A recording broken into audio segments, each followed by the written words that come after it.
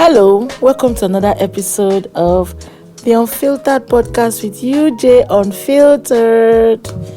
Whoop, whoop, whoop. You're welcome. I hope that you have enjoyed the journey so far, and we're bringing you many more episodes as we progress on this journey.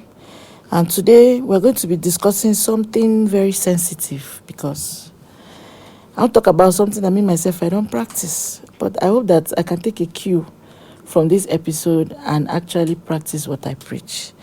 We're discussing the role of indiscipline and procrastination on your journey to purpose.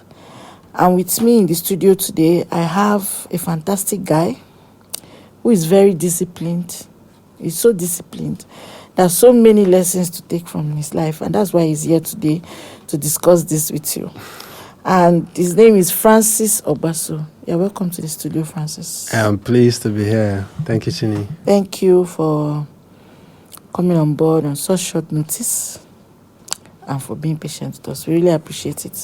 So how have you been? How's your year been? What's fantastic thing has happened this year that you think you want to share with us?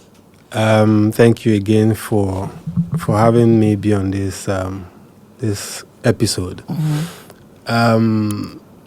The year in one sentence has been on course. Okay. Simply put, it has been on course. I mean, this is the second month. We're barely going to the middle of the second month. Yes. February being my month as well. Yes. So it's been, I would say, thank God so far. But essentially, it has been on course. Okay. He said this year has been on course. I don't know how to define my 2024.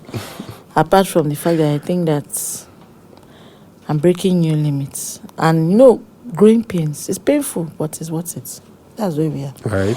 Yes, so we're going to go into the cocoa when we come back from this little break. And while we're on break, please take the time to follow us, subscribe, turn on your notification bell, share, comment. We really want to hear from you.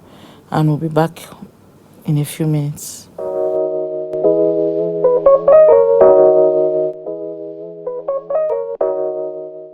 Welcome back to this episode of the Unfiltered Podcast. Of course, I'm still me and I'm still here and I'm still your host. And we have with us Francis in the studio. And before we go into the nitty-gritty of what we're talking about, we're going to do the what if segment. You know the drill. We bring a scripture and then we look at the what if lesson from it and then relate it to our real lives. And today, the what if scripture is taken from Proverbs 14, verse 23. And it says, all hard work brings a profit, but mere talk leads only to poverty. All hard work brings a profit, but mere talk leads only to poverty. So, my question is, what if your attitude towards life is because you're not profit-oriented? You don't treat your life like a business. Because if you treat your life like a business, the desire to make profit is motivation enough. That's correct. For you to wake up in the morning, for you to go to the gym, for you to leave your comfort zone, do to what chart you new have territories, to do the things that you need to do essentially. Because if you considered your life a business and realize that being able to meet up with your goals and objectives is profit, Correct. you will have a different outlook to life. But then, what do you think about that? So I love to listen to Selman a lot. And I mean, when someone talks about, he sometimes makes it very clear why some Christians don't prosper, why they don't excel.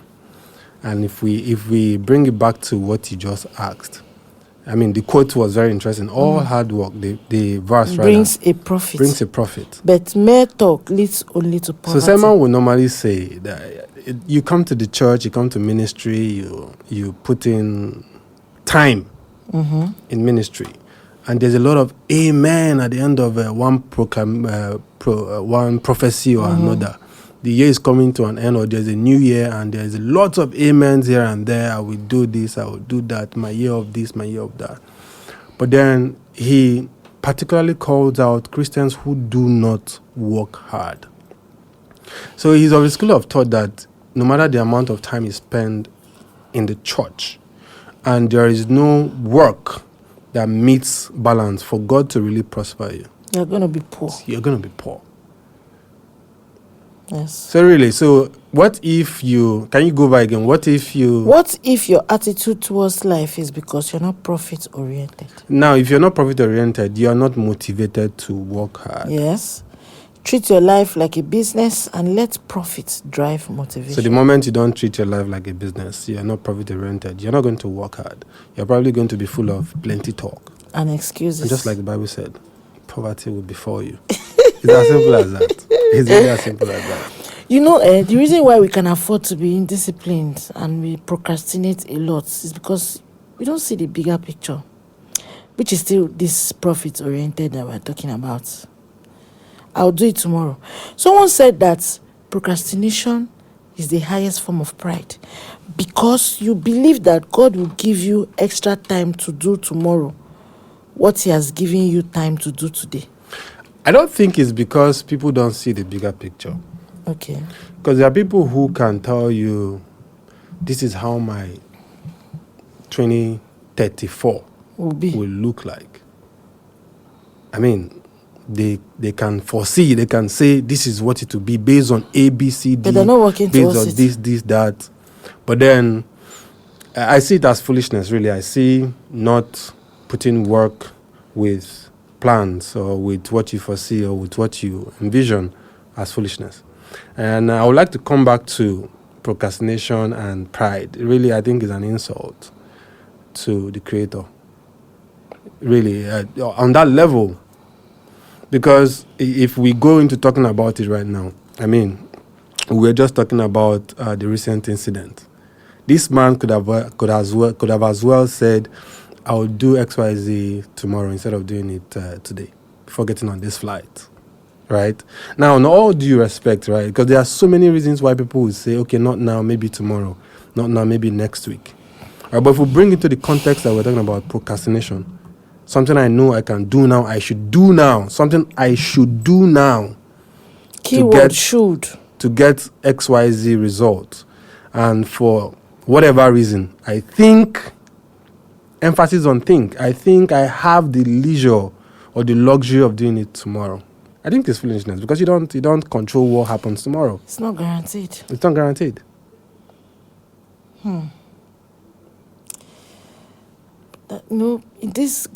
As in thinking about what you have said is foolishness. It has to be more than that. And I'm saying so, and I'm also talking to myself because I'll do it tomorrow. Who even told you that you are going to have tomorrow? You have it tomorrow to do it. Like you saw tomorrow, you are very sure that it's going to happen tomorrow. Then I also want to bring it to what you said about people who have seen 2034 in their minds, but they're not working towards it. See, Francis, there is C and there is C. Absolutely. So, yes, you have seen it, but have you seen it? Because if you have seen it and it's tangible to you, work towards it. That's correct. As you are now, you have goals for this year. You have a plan of what needs to happen between now and December 2024, like we all do. And we are working towards it. You are very intentional. I'm intentional. There are certain things that are going to happen. I've thought about it that, okay, from now till June, I need to do this, so that from July 1st, I'll start doing this, so that by 30th of November, unfailingly, I must do this because I have. So obviously, it doesn't matter what else is happening in my life.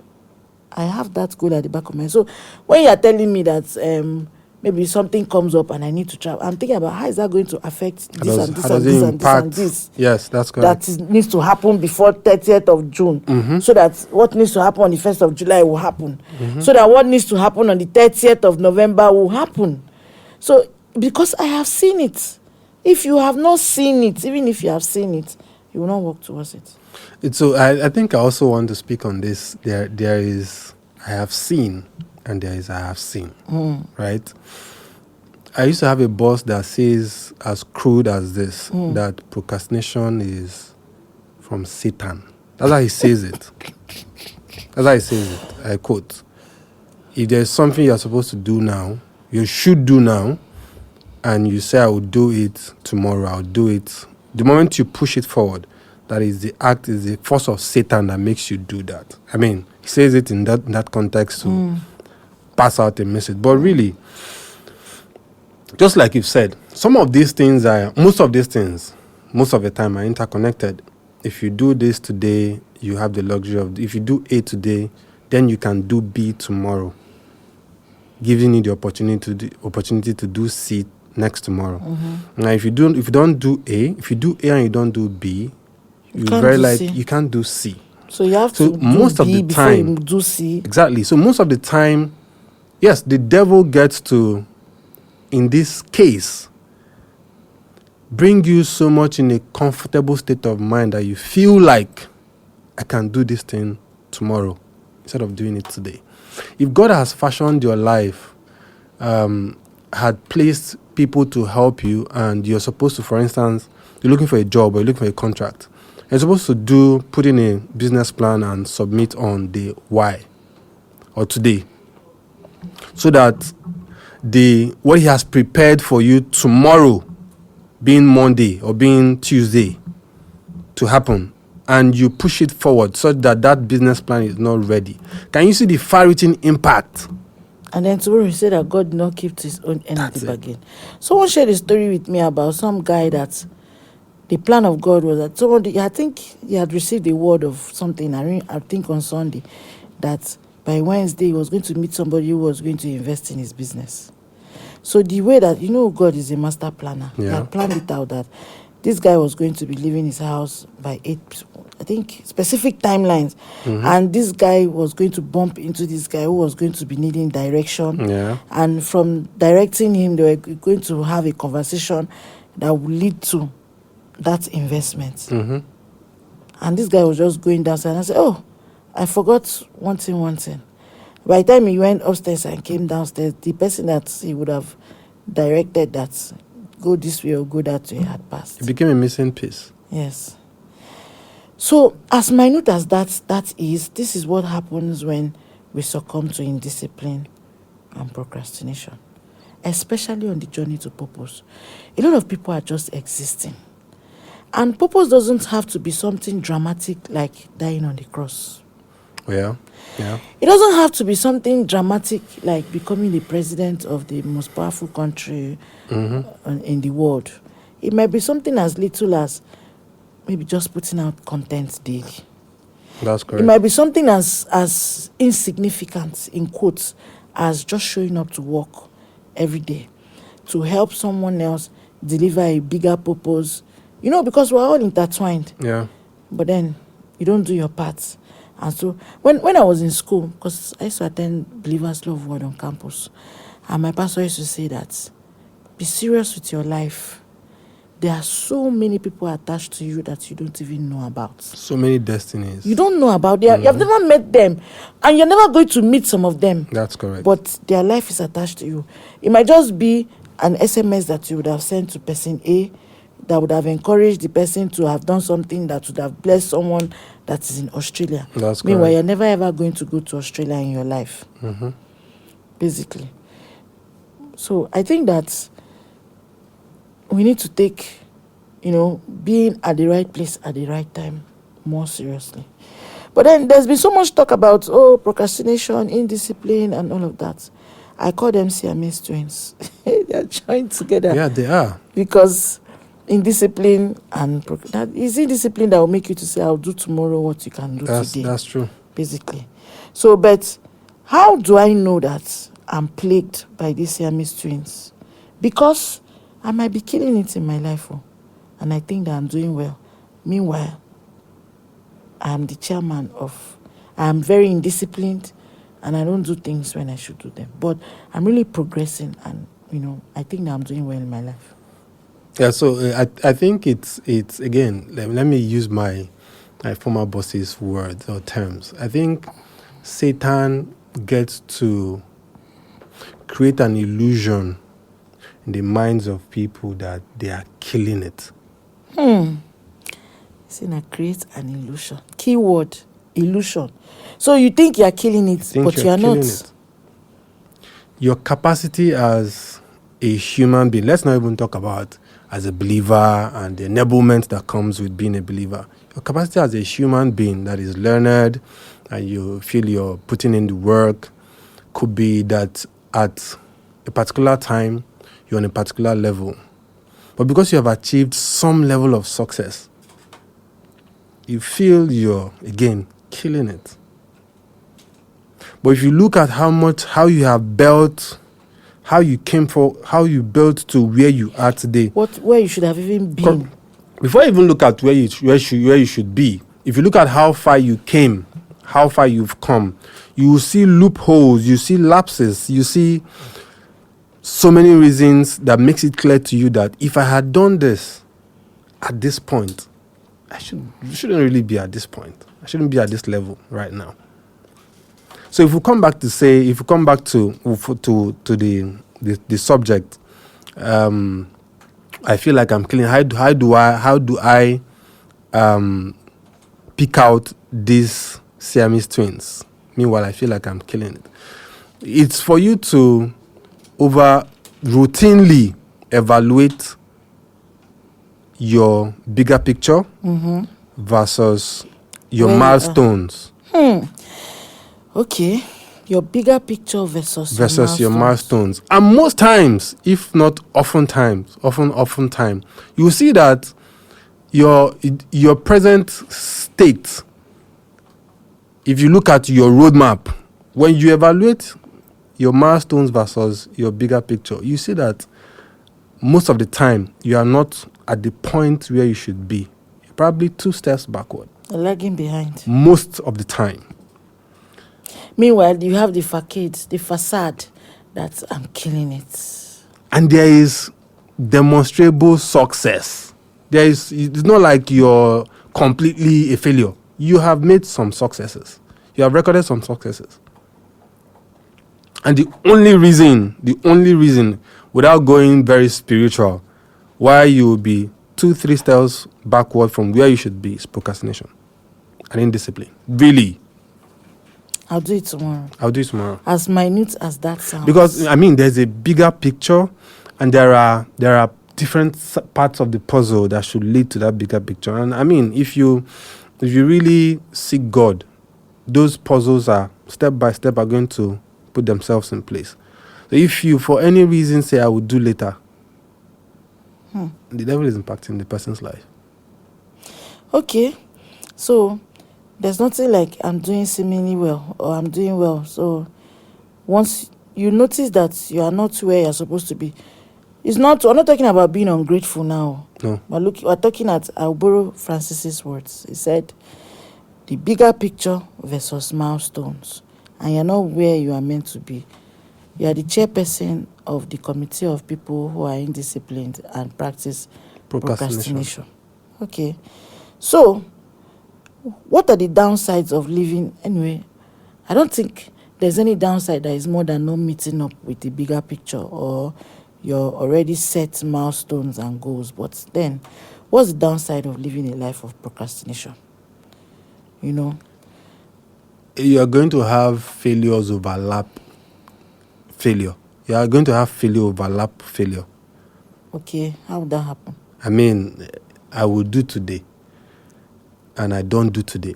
Do you know I won't meet the goal for today? Whatever that goal is, no matter how small, no matter how basic the goal is. Let's take, for example, I want to burn tummy fat, belly fat.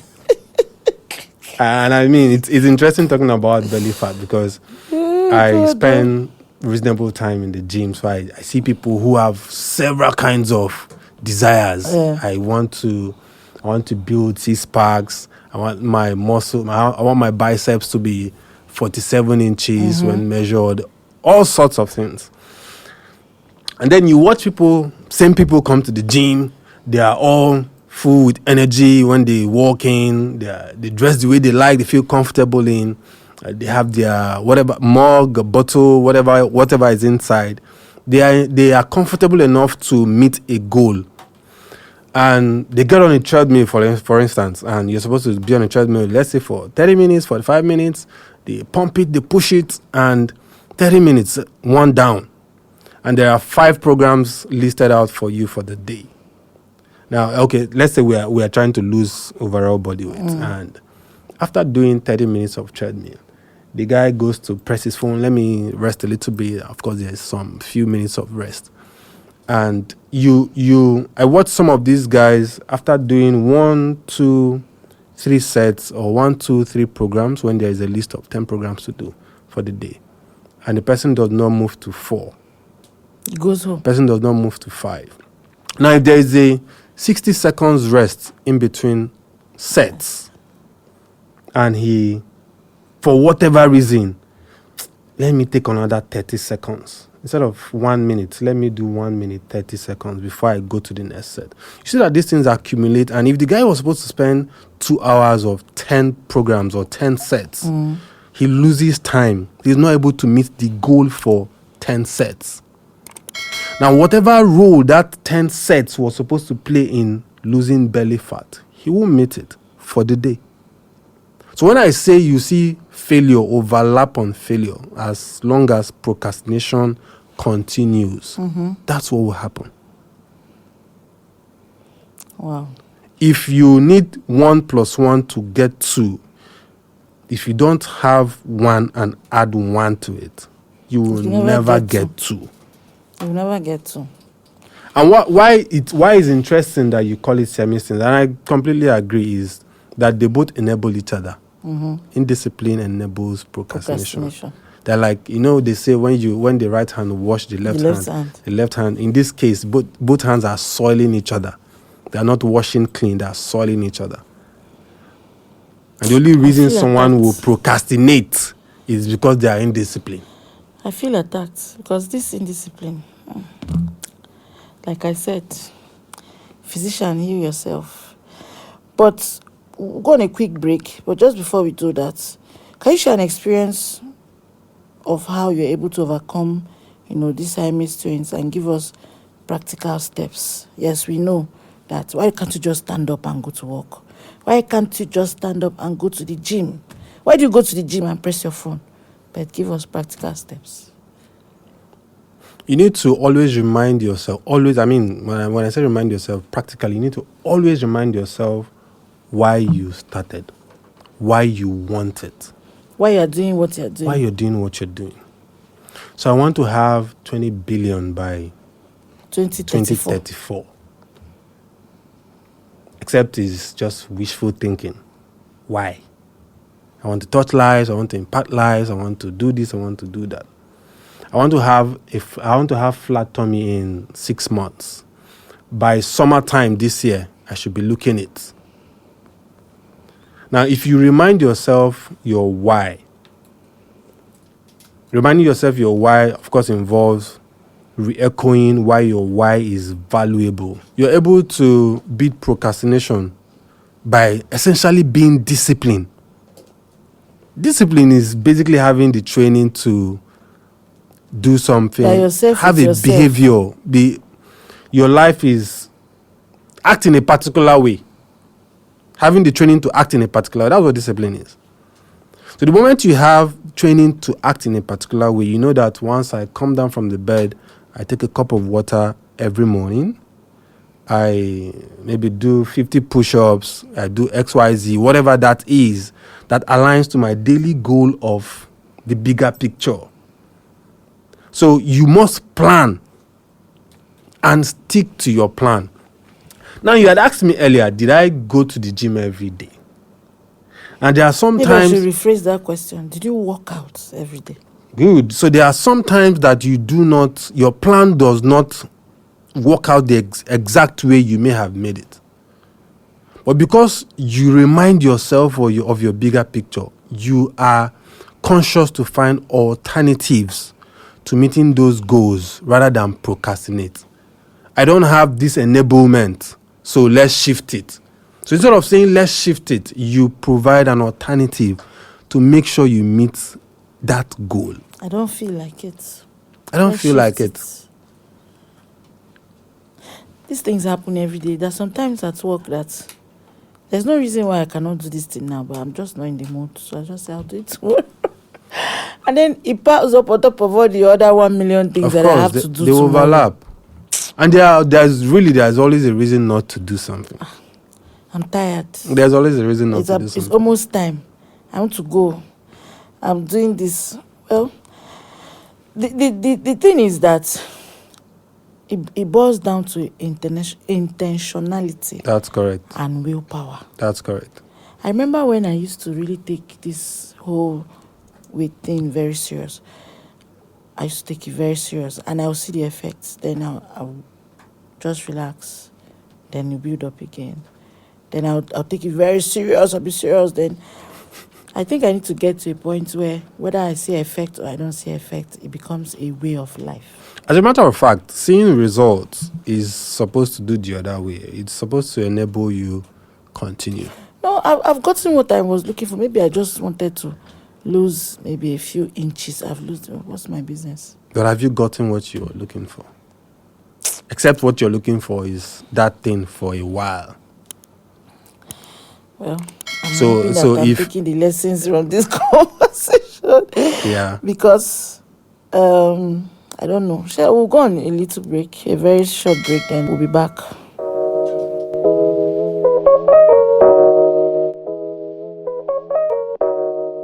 Thank you for sticking with us, and I hope you clicked on all the like, subscribe, and share buttons wherever you could find them, and you also followed Francis.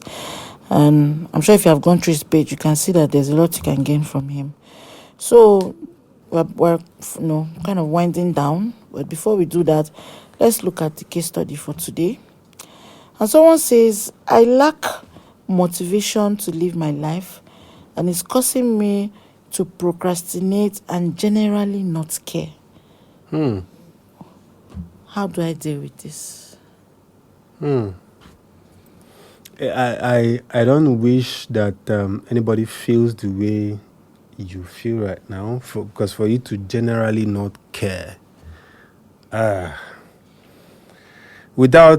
Before I say you need the Holy Spirit, I would first of all advise that you remind yourself why you started. Remind yourself your why, how valuable your why is. And then you start small. Set very achievable goals and start small. Break them down into smaller goals. I want to do whatever I want to do, but then for me to do that, whatever in quotes, I need to do these little things. So break your plans. Of course, make a plan, but break your plans down in smaller bits so you're able to day by day focus on things that Smaller you bites. can achieve. Some smaller things that you can bite. Okay. Smaller things that you can choose. So start small, essentially. Make sure you have a plan. Let it not be thoughts that are just floating in air. Because what happens when... write it down? Yes, it could be writing it down, it could be recording it, but really have something Documented. you can refer to. Okay. Because what it helps you do when it's not just floating in air is that you have a direction. The moment you have a plan, written down, recorded, you made a video, in whatever way you decided to document it, you have a plan.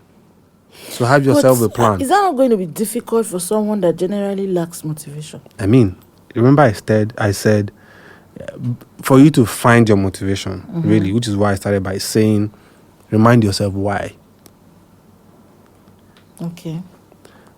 Before we go into what All the will other enable things. you Okay. really getting into doing, of course, going spiritual, because really, I so much agree with my Oga. This is my Oga.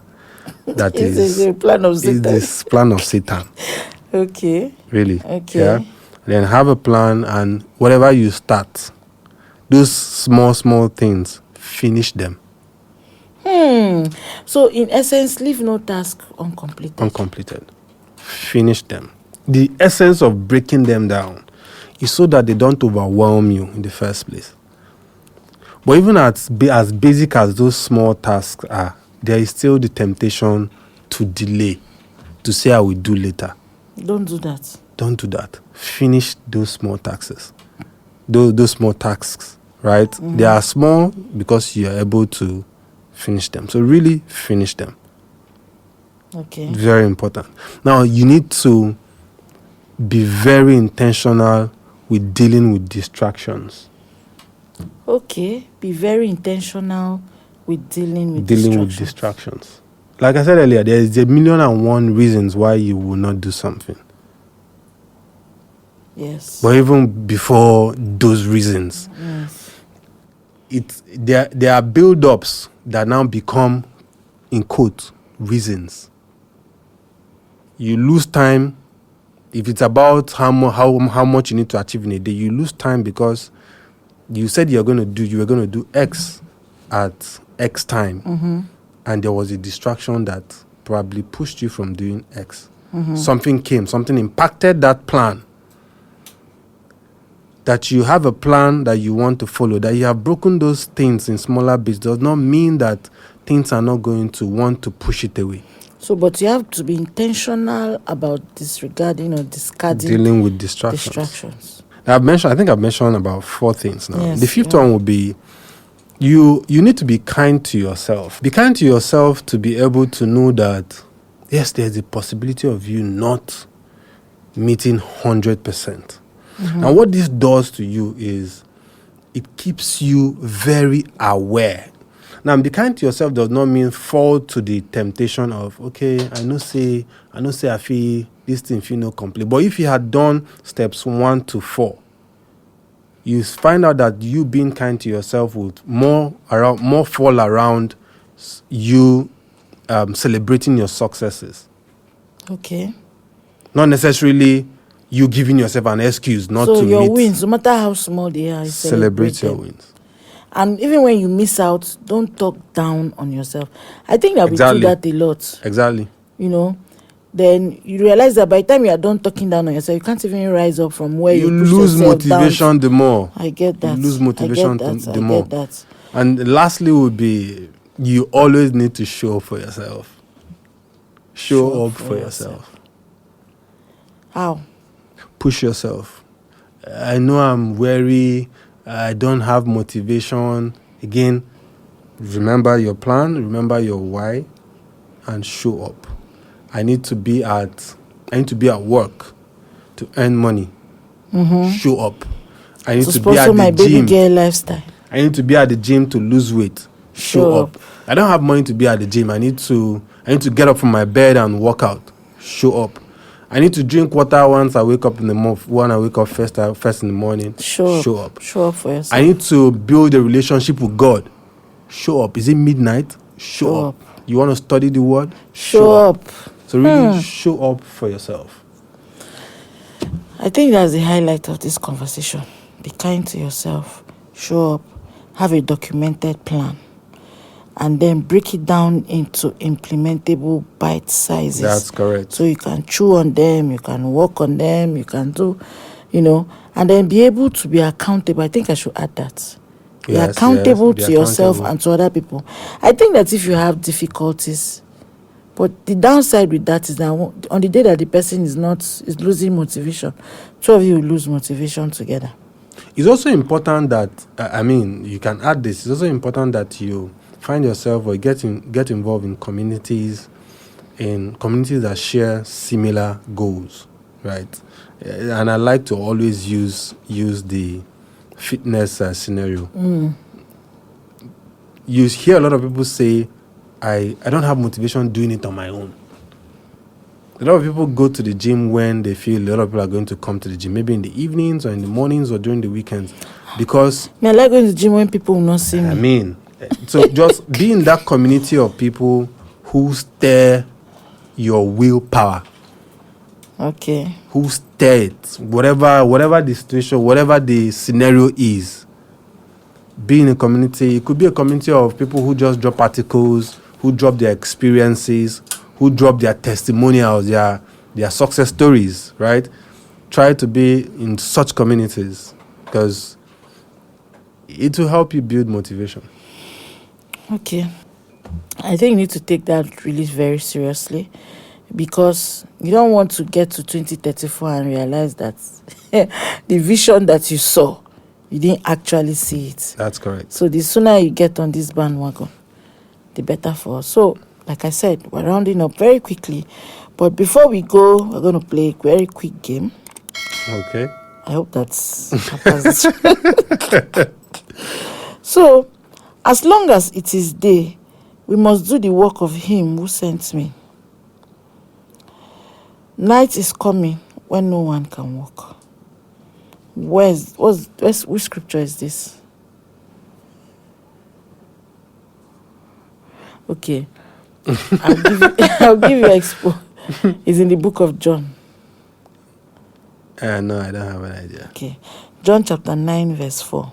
Okay. And Jesus was one that actually said this.